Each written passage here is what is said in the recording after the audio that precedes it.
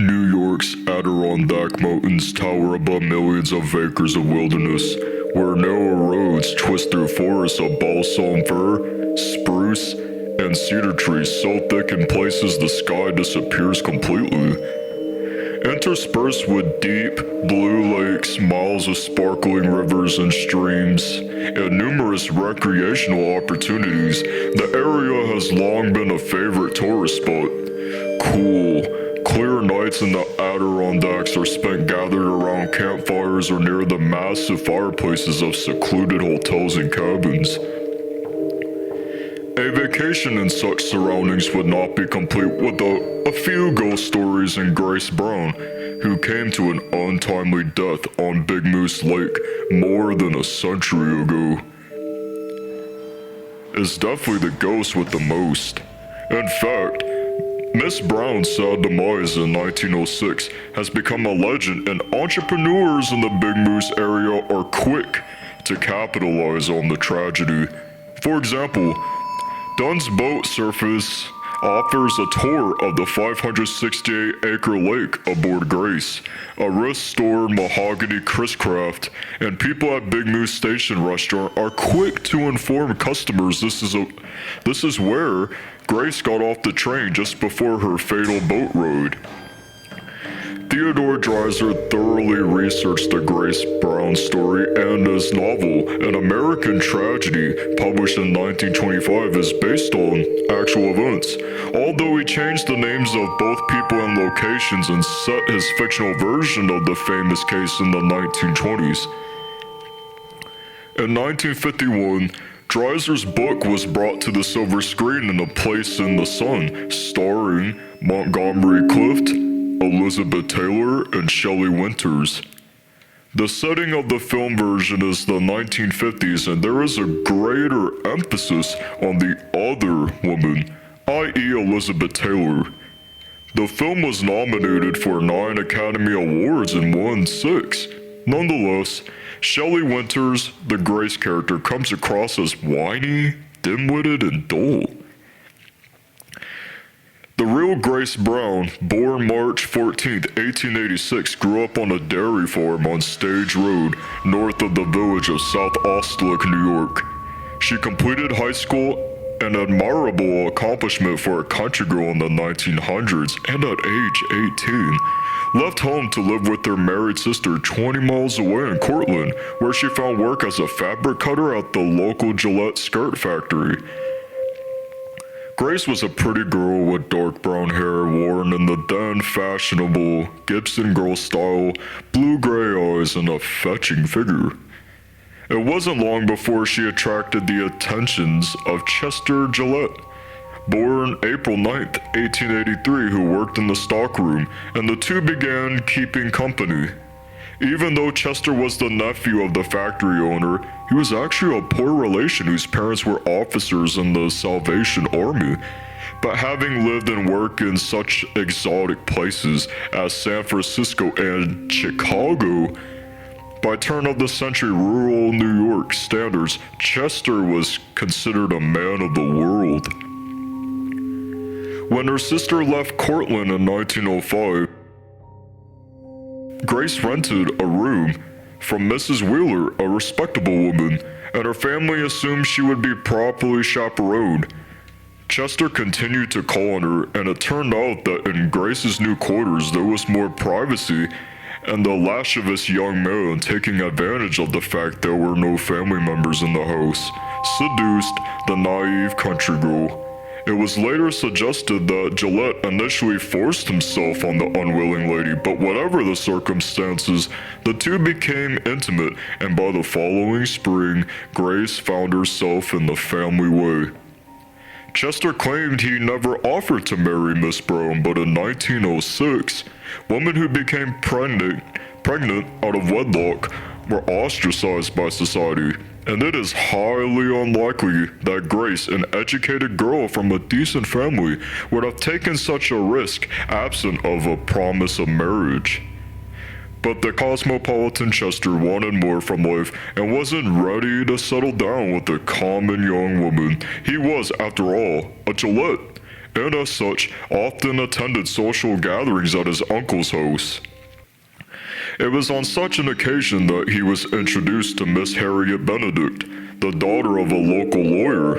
It wasn't long before he was spending his weekends with the Cortlandt Inn crowd and surreptitiously visiting Grace 2 nights a week. When Grace announced her pregnancy, there was every reason to believe she expected Chester to make an honest woman of her. She took a leave of absence from her job and on June 15, 1906, went home to South Osterlick where she began sewing garments for her trousseau and writing daily letters to the man she loved. Meanwhile, back in Cortlandt, Chester was having a grand old time partying with his rich friends. He didn't even bother answering the first few letters from the woman who was carrying his own child. Finally, however, when Grace telephoned him at the scarf factory and threatened to return to Cortlandt, Gillette realized the problem wasn't going away, so he scribbled a few lines explaining he could not get away before the 7th or 8th of July. Chester wrote infrequently, but Grace received letters from friends at the factory recounting her gentleman friend's indiscretions. Initially, Gillette postponed his meeting with Grace because he had made plans to meet Harriet Benedict at York Lake for the 4th of July holiday. He took his camera and one of the photographs depicts a somewhat pensive Chester sitting in a rowboat, oars in hand, a grim foreshadow of what was to come. Realizing he had to deal with the problem sooner or later, Chester signed off for vacation, requested an advance, and met Grace in Deer Rooter, New York, Monday, July 9th, and the two began their journey north to the Adirondacks. They spent the nights of July 9th and the 10th in hotel rooms along the way, and on the morning of Wednesday, July 11th, Grace donned a white short-sleeved blouse, light green skirt, and black silk jacket. A stylish summer straw hat completed her ensemble. The train arrived at the Glenmore Hotel, now demolished, on Big Moose Lake around 10:30 a.m., where Chester signed the register, Carl Graham, Albany, Grace Brown, South Otselic. They initially considered taking a steamboat tour, but instead rented a boat. The wooden boat Chester rented that day was a 17-foot Adirondack skiff. Prior to boarding, Chester left Grace at the dock and returned to the hotel, ostensibly to retrieve some of their things. He came back carrying his suitcase and tennis racket. Inexplicably, he did not bring Grace's straw hat even though it was a sunny day, and ladies of the early 1900s considered freckles and tanned faces unattractive. Robert Morrison, who rented Gillette the boat, watched him place the suitcase in the skiff and wondered why the young man did not leave it at the hotel. Chester and Grace rowed out onto Big Moose Lake and were out of sight. A little after 6 p.m., Mrs. Marjorie Carey and her husband in a boat in another part of the lake heard what Mrs. Carey later described as a piercing cry, very short, that seemed to come from the eastern shore of South Bay. Assuming it was just a group of youngsters engaged in high-spirited horseplay, the couple did not investigate. Around 8 o'clock that evening, 3 gentlemen met a young man on the road to Eagle Bay. One of them recalled the stranger carried a suitcase in his hand and was walking very fast. When the pair failed to return, Robert Morrison reported Grace and Carl Graham missing, and the following afternoon a boat was discovered floating upside down in Punky Bay, a part of South Bay, one of the lake's most isolated coves. A lady's black jacket was cut on the keel and a man's straw hat and some magazines floated nearby.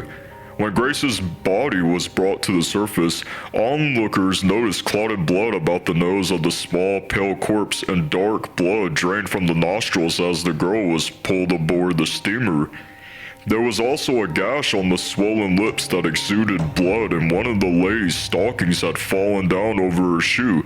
The undertaker who transported Grace's body to Herkimer for autopsy later testified he observed dark discolorations and abrasions on the girl's face. 5 physicians were present for Grace Brown's post-mortem examination on Saturday, July 14th. The final report reads as follows. The body of a female, well-nourished, height 5 feet 1 inch, weight about 105 or 110 pounds. The lips were swollen and discolored. Tip of the nose presented a like appearance, somewhat flattened. The left cheek or malar bone presented discoloration. The right central incisor or tooth was loose in its socket. Found an abrasion of the mucous membrane of the lip. This injury to the lip and teeth and nose had been inflicted before death. Found on the cheek a black and blue spot with a degree of swelling that had been inflicted before death. Found a point of discoloration on the scalp over the right side about 3 inches above the ear. On incision, the injury extended beneath the scalp. The blood vessels were ruptured and hemorrhage had occurred at the point of injury. This injury was so great as to lacerate the blood vessels in the periosteum. The injury had produced a small blood clot about the size of a nickel on the brain, and the blood vessels in the brain were ruptured. This injury occurred before death and was necessarily such as to produce unconsciousness from shock. Chester Gillette was arrested while attempting to flee and charged with the murder of Grace Brown. District Attorney George Ward, played by Raymond Burr in the movie, had already determined he was going to send the young villain to the electric chair. Gillette was held in the Herkimer County Jail until November 12, 1906, at which time he was escorted across the street to the courthouse to stand trial.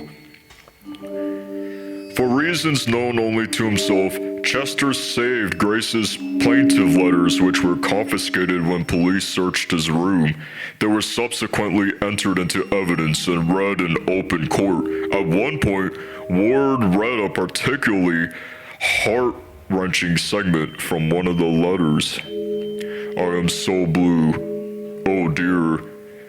If you were only here and would kiss me and tell me not to worry anymore, I will try so hard to please you, darling. If you will only write and tell me that you will surely come Saturday and not to worry. I am crying so I can't see the lines. You will never know. Dear, how badly I feel or how much I want you this minute. Newspaper reporters covering the trial noted that during the reading of the dead girl's anguished pleas, the only dry eyes in the courtroom were those of Chester Gillette. The following day, one paper labeled Chester a callous, cold-hearted brute.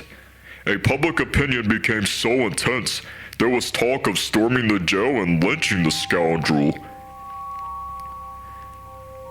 One of the more gruesome aspects of the trial occurred while the district attorney was questioning one of the examining physicians. The DA sauntered across the courtroom carrying a jar containing a uterus and dead fetus, and casually asked the physician to identify them. The doctor did so, explaining that during the autopsy, Miss Brown's womb and unborn child were removed from her body. There were many theories as to what happened in the boat on Big Moose Lake that warm July day. The prosecution contended that Chester, knowing Grace could not swim, rented the boat, rowed to a secluded spot, and murdered the girl by first striking her with either his tennis racket or one of the oars. Strands of long brown hair were discovered on one of the oarlocks. After stunning her with a forceful blow to the head, Gillette shoved the lady overboard and watched her drown. He then proceeded to row ashore, where after removing the suitcase, turned the boat over and gave it a hefty push in the direction of the area where his lover, an unborn child, lay dead in a thick layer of mud at the bottom of the cold, dark lake. There were others who believed Grace might have committed suicide by diving into the water during an argument in which Chester refused to marry her, but all of the possible scenarios, the least plausible was offered by Gillette himself. Chester took the witness stand and claimed Grace became distraught and took her own life after he suggested the two of them go together and explain her predicament to her parents. This was preposterous. In 1906, no halfway sane man would have made such an admission to a girl's father unless he had a ring in his pocket, and the two were on their way to the justice of the peace. Needless to say, the jury did not believe him. Gillette was convicted of first-degree murder in short, and a few days later, the judge sentenced him to death in the electric chair. The prisoner was transferred to Auburn Prison, where he remained until March 30, 1908, when he was executed. He was 24 years old. Following execution, Gillette's body was transported 2 miles to Sowell Cemetery and buried in an unmarked grave.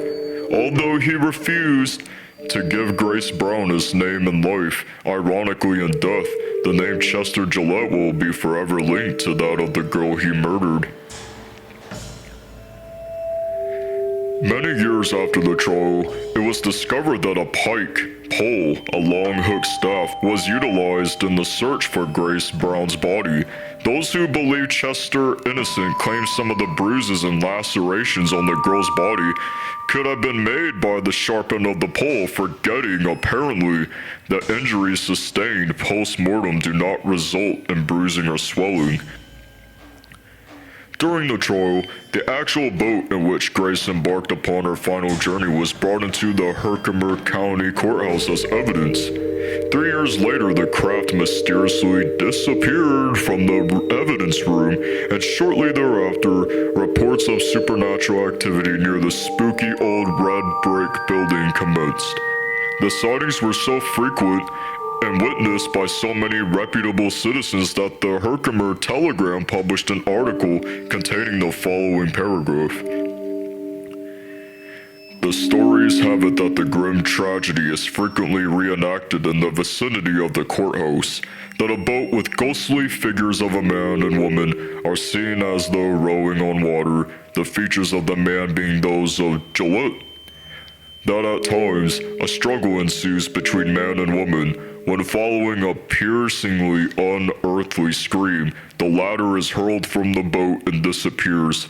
Those braver-hearted, it is said, have rushed upon the spectral figures in an effort to solve the mystery, only as they reach the figures to have the scene vanish, they were grasping the air. But the apparitions of the doomed couple do not confine themselves to the vicinity of the vintage courthouse in downtown Herkimer. Chester's spirit has been spotted at the now boarded-up building in Cortland that was once the Gillette skirt factory. The phantom carries a tennis racket and appears to be wearing a white shirt and light-colored pants. Following his execution, prisoners confined to the cell once occupied by Gillette and the Herkimer County Jail complained that something else was in the cell with them. On several occasions, everyone in the building was awakened by the terrifying screams of whomever happened to be locked in Chester's old cell. In every instance, the man in question insisted he awakened and saw Gillette standing beside his cot. This necessitated moving the frightened prisoner to another location, and finally, the sheriff issued orders to use this particular cell only if all others were full. Reports of Gillette's ghost haunting the cell where he was incarcerated several months continued until the building was abandoned in 1977. The stately federal-style edifice still stands in downtown Herkimer, and people entering the formal jail sometimes feel what they describe as a presence. Many wonder if the restless spirit of Chester Gillette is still confined in his cell. In years past, the tragic spirit of Grace was often seen walking among the apple trees on the farm where she once lived. In this manifestation, she appeared as the happy, carefree young girl she was before Chester Gillette ruined her life. However, the best bet for those hoping for an encounter with the spectral Grace is Covewood Lodge. Although Covewood was not built until 1924, 18 years after Grace Brown's death, the rustic yet elegant hotel, with its birch paneling, hardwood floors, and huge fireplaces, represents the sort of place at which the young woman had hoped to spend her honeymoon. There have been several sightings in and around the lodge, and in May 1995, the television show Unsolved Mysteries filmed a segment called Grace's Ghost at Covewood. Among those who have encountered the spirit of Grace Brown is Linda Lee Mackin, author of Adirondack Ghosts, a wonderful pamphlet-sized book which briefly describes many local haunts. One night while walking near Covewood Lodge, Miss Mackin claims her flashlight, camera, and watch all stopped working at the same time. Later, as she and a friend sat in the gazebo overlooking the lake, they observed a white mist take form in the vicinity of South Bay and slowly float in their direction. The ectoplasmic mass gradually assumed a distinct female shape, with feet trailing off in the haze. I wasn't uncomfortable, Miss Mackin recalls, but I did feel an incredible sadness emanating from the ghostly woman. Grace makes her presence known inside the lodge, too. She has been known to turn lights on and off, and some employees have glimpsed a luminescent female figure standing at a second-floor window. Also, when the lobby is deserted, guests coming in late at night sometimes see what one lady described as a vaporous girl in old-fashioned clothes standing on the staircase landing. The apparition appears only momentarily, but those who have seen the wraith claim the landing remains inexplicably cold. The apparition appears only momentarily, but those who have seen the wraith claim the landing remains inexplicably cold for a few moments thereafter. Jim Dunning, a guest at Covewood Lodge during the summer of 1999, routinely went for a daily dip in the frigid waters of Big Moose Lake a little before 6 a.m. One morning when he returned from his swim, he noticed a single small wet footprint on the steps leading from the lake to the dock. No one else was around, and there was only one footprint. Grace Brown suddenly came to mind, and he recalled she had been a petite lady. It was at that point, Dunning contends, that the hairs on the back of my neck stood up. Grace Brown has been dead more than 100 years. But as the sun sets over Big Moose Lake, one of the favorite topics of conversation is still whether or not Chester Gillette was guilty. The general consensus seems to be that the young rogue was guilty regardless of how Grace died, because even if she willfully jumped from the boat to her death, she would not have done so had Chester been a man of honor and accepted his responsibilities. Perhaps it is the continuing interest in the circumstances of her demise that continues to draw the melancholy spirit of Grace Brown to the location where her earthly life ended. Hey guys, this was my first time doing a true crime story reading. I hope you guys enjoyed it genuinely, and there will be more to come. Give a like and subscribe if you feel so.